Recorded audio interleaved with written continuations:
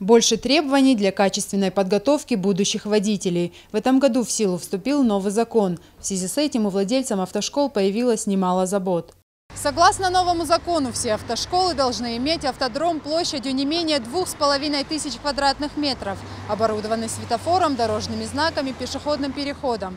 Кроме того, в классах должны быть установлены интерактивные доски, а с обучающимися теперь будут обязаны заниматься и психологи. Это далеко не весь список в программе обучения и оснащению автошкол. Чтобы продолжить свою деятельность, необходимо направить программу обучения на одобрение в госавтоинспекцию и лишь после этого приступить к приему обучающихся. С 12 августа 2014 года вступил приказ Министерства образования Российской Федерации 1408, который предусматривает новые учебные программы, по которым должны обучаться кандидаты-водители.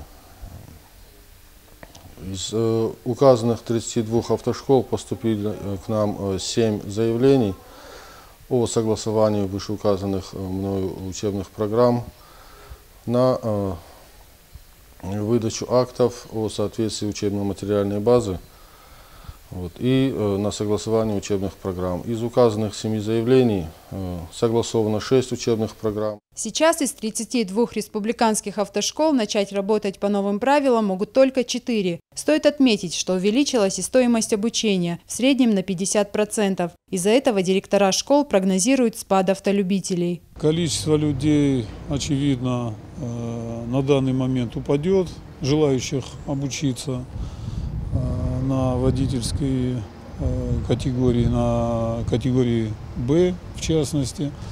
Я думаю, что падение будет порядка 2-3 недель, пока люди не поймут, что это не только наша или наша прихоть или наша инициатива какая-то, что это повсеместно так. И в дальнейшем, думаю, ситуация выровняется. На переоснащение школ придется потратить немалые средства. С этой задачей смогут справиться далеко не все компании. В первую очередь это те автошколы, где нет собственных автодромов. В госавтоинспекции нововведения оценивают положительно, считая, что это поможет снизить аварийность на дорогах. Рая Дзантьева, Алан Гасанов, Осетия ТВ.